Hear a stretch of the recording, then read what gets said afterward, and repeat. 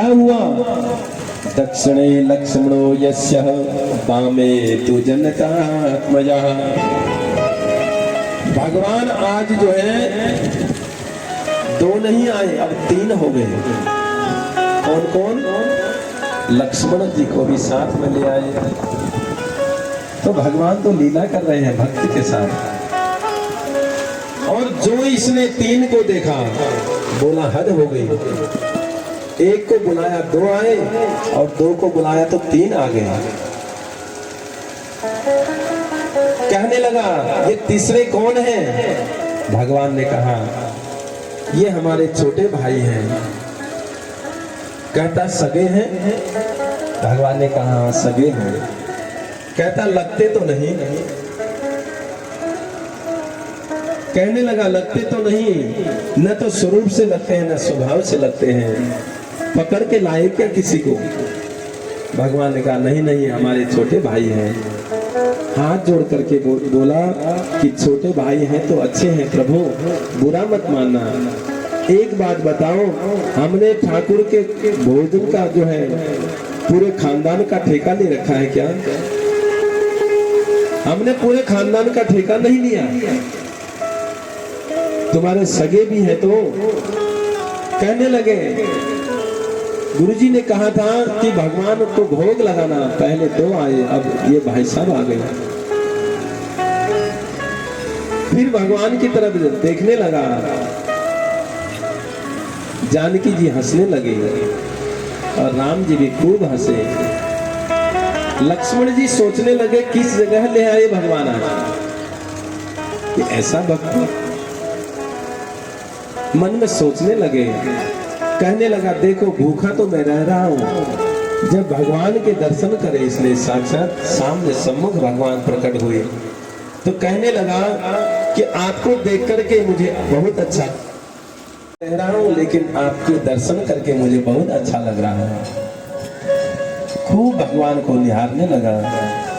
भगवान राम लक्ष्मण सीता मैया को देख के मन ही मन बड़ा खुश होने लगा। और जब भगवान जाने लगे तो भगवान के चरणों में सिर रख करके प्रणाम करने लगा और कहने लगा एक बात बता जाओ कि अगली एकादशी को आप कितने लोग आओगे? क्योंकि मेरे को रोज ही भूखा रहना पड़ रहा है। मुझे ये बता के जाओ कि अगली एकादशी को कितने लोग आओगे, मैं उतने का इंतजाम करके रखूंगा। तो भगवान बोले हम आ जाएंगे, क्योंकि भगवान भी लीला कर रहे हैं। भगवान ने बताया कुछ नहीं, वापस आश्रम में आया और अभी भी गुरुजी से कुछ नहीं कहा। इतनी लीला इसके साथ भगवान कर रहे हैं, तो गुरुजी से कोई भी बात नहीं कही।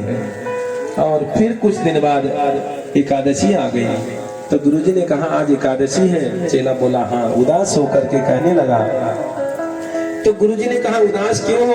कहने लगा गुरुजी वहां तो बहुत लोग आते हैं, बहुत भगवान वहां आते हैं, तो क्या करें? कहने लगा कि आज तो सामान ज्यादा बढ़ा करके देना पड़ेगा, सब कुछ कम पड़ जाता है वहां। कहने लगा आटा दाल सब्जी मसाले सब बढ़ा करके दो। तो गुरुजी ने सोचा कि इतना तो यह खा नहीं पाएगा, जरूर यह बेचता होगा, क्योंकि 1-2 लोगों का खाना तो चलो चल सकता है, इतने लोगों का खाना लेकर के जा रहा है सामान, ये जरूर बेचता होगा। गुरुजी ने कहा कि 7 सेर नहीं तो 8 सेर ले जाओ, 8 किलो ले जाओ। तो गुरुजी पीछे पीछे चले, देखते ही क्या करता है, ले गया सारा सामान। भक्त भी बड़ा विचित्र सरल आदमी है। आज इसने क्या किया, सामग्री सब लेकर के गया और सामग्री रख ली। उसी नदी के पास गया, वहीं नदी के पास पेड़ के नीचे जाकर के बैठ गया और सारा सामान वहां रख लिया। आज भोजन बनाया ही नहीं, आज भोजन नहीं बनाया। कहता है कि पहले बुला करके देख लो कितने लोग आते हैं। उसी हिसाब से बनाऊंगा। तो भोजन बनाया नहीं, पहले ही बुलाने लगा कि राजा राम आइए, सीता राम आइए, मेरे भोजन का भोग लगाइए,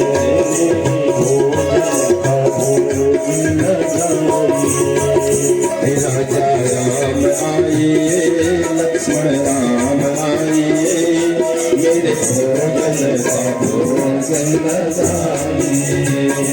मेरे भोजन का भोग लगाइए।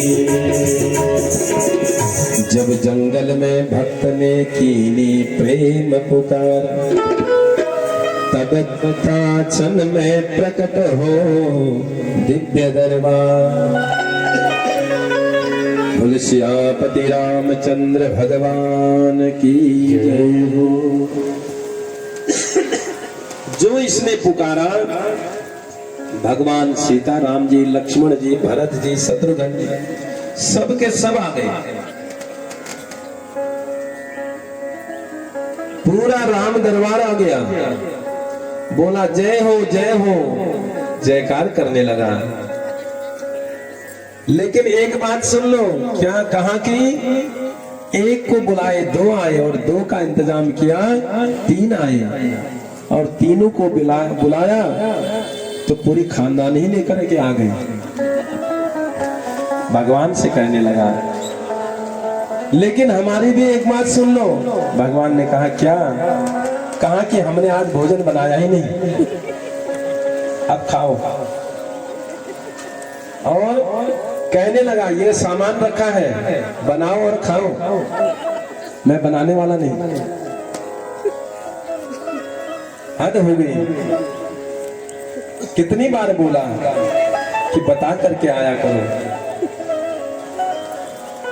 जब मुझे मिलना ही नहीं तो बनाऊं क्यों? मैं कुछ भी बनाने वाला नहीं। तो हनुमान जी की तरफ देखते हुए बोला, नर नारन की कौन कहे, एक बानर भी संग लाए। नर नारन की कौन कहे, एक बानर भी संग लाए। नर नारन की कौन कहे, एक बानर भी संग लाए। नर नारन की कौन कहे, एक बानर भी संग लाए। कहता है हमसे नहीं बनत पाए, हम जो है नहीं बनाएंगे। कहने लगा पहले दिन खिलाया, दूसरे दिन खिलाया, आज लगता है मुझे निराहार ही रहना पड़ेगा। भगवान जोर से हंसे, कहने लगा हंसने से काम नहीं चलेगा, बनाओ और खाओ, ये सामान पड़ा है। अपना जाकर के पेड़ के नीचे बैठ गया है। तो भगवान बोले आज भक्त की ऐसी ही यही रजा है, चलो बनाओ और खाओ। तो भोजन व्यवस्था जो है संभालने लगे। विश्व भरण पोषण करे जोई, ताकर नाम भरत अस होई। तो भरत जी भंडारे बनाने लगे, भरत जी भंडारे बनाने लगे। भरत जी भंडारे बनाने लगे। भरत जी भंडारे बनाने लगे। तो भरत जी भंडारे बनाने लगे, भंडार बनाने लगे। लक्ष्मण जी जो है लकड़ियां चुन चुन कर लाने लगे। हनुमान जी जो है चूल्हा में आग लगाने लगे। तो भगवान का परिकर पूरा परिवार सब भोजन बनाने लगे। थोड़ी देर में गुरुजी भी पीछे पीछे आ गए, क्योंकि गुरुजी को भ्रम था ये कहीं सामान को ये बेचता होगा, क्योंकि इतना सामान तो ये खा नहीं सकता, इतना राशन। तो गुरुजी पीछे पीछे आ गए, देखे यह सामान का क्या करता है। गुरुजी आए तो गुरुजी को कुछ दिखाई नहीं, चेला दिखा और सामान रखा हुआ दिखाई दिया। तो गुरुजी ने कहा बच्चा यह क्या हो रहा है? कहने लगा गुरुजी आज आप अच्छे आए, आप सही समय पर आए। हमारे पीछे कितने भगवान पड़े हैं, तुमको तो यह आज दिखेगा। तुम सही समय पर आए। गुरुजी ने कहा हमें तो कोई दिखाई नहीं देता, सामान दिख रहा है और तुम दिख रहे हो। भगवान से कहने लगा क्यों नहीं दिखाई दे रहे हो हमारे गुरुजी को? अब डर गए, हमारे गुरुजी को दिखाई दो, बहुत बड़े ज्ञानी हैं, बहुत महान है हमारे गुरुजी। भगवान ने कहा वो सब ठीक है, तुम्हारे गुरुजी बहुत महान हैं, बहुत योग्य हैं, भजनानंदी हैं, फिर भी मैं उनको नहीं दिखूंगा, तुम्हें ही दिखूंगा। बोले ऐसी क्या बात है? बोले तुम्हारे गुरुजी में सारी विशेषताएं हैं, लेकिन जितने सरल तुम हो वह सरल नहीं है। मैं तो सरल के लिए जो है सरलता से मिलता हूँ। गुरुजी ने पूछा कि क्या बात है? तो चेला बोला महाराज भगवान ऐसा कह रहे हैं कि आप सरल नहीं हो। तो गुरुजी को इस बात पर रोना आ गया कि सचमुच सब कुछ जीवन में मिला, सरलता नहीं मिली, और जिससे भगवान मिलते थे वही नहीं मिला, और सब कुछ भी मिल गया तो उसका क्या फायदा है? कहने लगे, भाव विवल होकर के गुरुजी रोने लगे। तो भगवान प्रकट हो गए और उनको दर्शन दिया। तो भगवान तो इस सरलता पर रिझते हैं, इसलिए भगवान ने कहा नवम सरल सब सन छन सीना, मम भरोसा ही हर्ष न दीना। तो भगवान का नाम क्या है? भगवान का नाम भोला है। भगवान चाहते हैं कि मेरा भक्त भी भोला हो, सरल हो। तो इन भील और भीलनी का जीवन बड़ा सरल है और सहज है।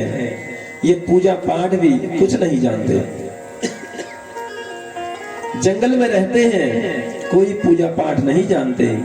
एक दिन भगवान शंभु ने जो है सन्यासी का रूप धारण किया और इन भील और भीलनी की परीक्षा के लिए उस गुफा के पास पहुंचे हैं जहां यह भील और भीलनी रहते हैं।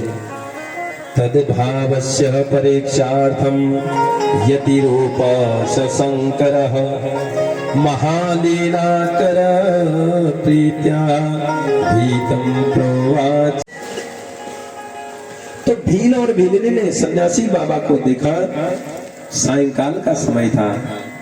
अध्यस्थलम निवासार्थम देहि में प्रातरेव हि यस्यामे सर्वथा भिन्न स्वस्ति शातान सर्वदा।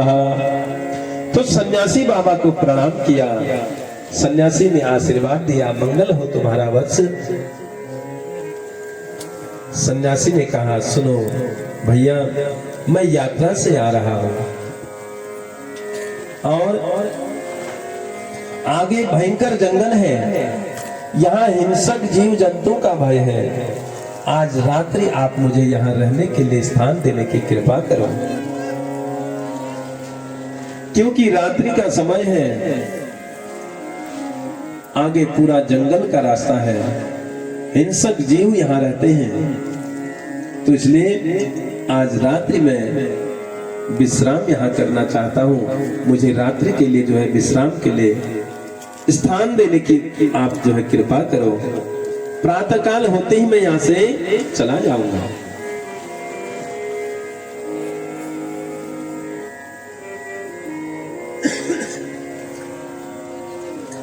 कहने लगे भीषण वन प्रांत है, जंगल में हिंसक जीव रात्रि पर्यंत घूमते रहते हैं, इसलिए बस मुझे रात्रि में रहने के लिए निवास दो। अब भील ने सन्यासी जी के कहने पर सुन तो लिया और कहा कि ये तो मेरा सौभाग्य है, आज आप हमारे द्वार पर आए हैं, मैं आपको रहने के लिए स्थान देने के लिए तैयार था, पर क्या करें? सत्यम प्रोक्तम त्वया स्वामिन् शृणुमद्वचनं च ते अति स्वल्पं स्थलं मेहि स्यान्निवास कथं तव। कहने लगा आप हमारे घर पर आए, इस गुफा पर आए और गृहस्थ के द्वार पर साधु संत ब्राह्मण गुरुजन पधारे, ये गृहस्थ का सौभाग्य है। देखिए हर घर में भिखारी भी नहीं जाता है, संत महापुरुष द्वार पर आ जाए वो भी हर घर पर नहीं जाते हैं। तो यह भील कहता है यह तो हमारा सौभाग्य है, साधु संत ब्राह्मण गुरुजन पधारे, तो यह गृहस्थ का सौभाग्य है। पर महाराज मेरी गुफा में बहुत कम जगह है, इतनी छोटी सी यह गुफा है, इसी में हम दोनों पति पत्नी रहते हैं, तीसरे व्यक्ति के लिए तो इसमें जगह ही नहीं है। मेरी इच्छा थी, मेरा भाव था, मैं अवश्य आपको स्थान देता, पर स्थान के अभाव में मैं लाचार हूं, इसलिए मुझे क्षमा करें महाराज। तो सन्यासी जी ने भील के मुंह से सुना तो निराश होकर के जंगल की ओर जाने लगे। तो सन्यासी जैसे ही गुफा से आगे बढ़े, भीलनी जो है दौड़ती हुई आई और अपने पति के सम्मुख हाथ जोड़ करके कहने लगी, स्वामिन् देह्यते स्थानं विमुखं कुरु मातिथिं गृह धर्म विचार्य त्वन्मान्यथा धर्म संशय। कहती है देखिए जंगल में रहने वाली वह भीलनी कितनी धर्मात्मा है। क्या कहती है, पति के मुख से निकल गया कि स्थान नहीं है रहने के लिए, सन्यासी जी जंगल की ओर चले गए हैं। कहीं हिंसक जीव इन्हें खा जाएगा तो यह तो जघन्य अपराध हो जाएगा, क्योंकि यह हमारे द्वार पर आए हैं। अपने पतिदेव से कहने लगी, स्वामिन् देह्यते स्थानं विमुखं कुरु मातिथिं। पतिदेव एक ही रात्रि की तो बात है, देखिए आपने उन्हें निराश कर दिया, मेरी आपसे प्रार्थना है सन्यासी जी को रहने के लिए आप स्थान दे दीजिए। एक रात्रि की ही तो बात है, कल प्रातः काल होते ही वह चले जाएंगे और अतिथि सत्कार से अपने जन्म को हम दोनों जो सफल बनाएंगे। गृह धर्म विचार्यं तन्मन्यथा धर्म संशयः। कहा गृहस्थ का यह जो है सर्वोपरि धर्म है कि आए हुए अतिथि का जो है वह सत्कार करें। यदि आज हम सन्यासी जी को स्थान नहीं देंगे तो धर्म का क्षय होगा, हमारे पुण्य जो है समाप्त हो जाएंगे। तो भील ने जो है भीलनी को कहा कि जो तुम कहते हो यह भाव मेरे भी अंदर है, मैं भी यह भाव मेरे भीतर भी है, लेकिन जहां हम रहते हैं वहां तो बिल्कुल जगह ही नहीं है, हम दोनों के सिवा तीसरा व्यक्ति वहां आ ही नहीं सकता, इतनी जगह उसमें है ही नहीं। तो बताओ कैसे यह व्यवस्था होगी। तो भीलनी ने कहा कि एक ही रात की तो बात है। कहने लगी मैं बाहर रह जाऊंगी, मैं बाहर रह जाऊंगी, आप दो लोग भीतर रह जाना, कल सुबह सन्यासी जी चले जाएंगे, उनका सम्मान भी हो जाएगा और हिंसक जानवरों से उनकी रक्षा भी होगी। आज हम उनकी सेवा अगर नहीं कर पाए तो यह पुण्य से हम जो है वंचित हो जाएंगे। तो भील ने कहा कि तू तो नहीं रह पाएगी बाहर, एक काम कर, मैं बाहर रह जाऊंगा। स्त्री का बाहर रहना भी ठीक नहीं, तू एक किनारे में बैठ करके रात्रि पर्यंत जो है जागरण करना। और सन्यासी जी को जो है अंदर ठहराने के लिए यह तय हो गया।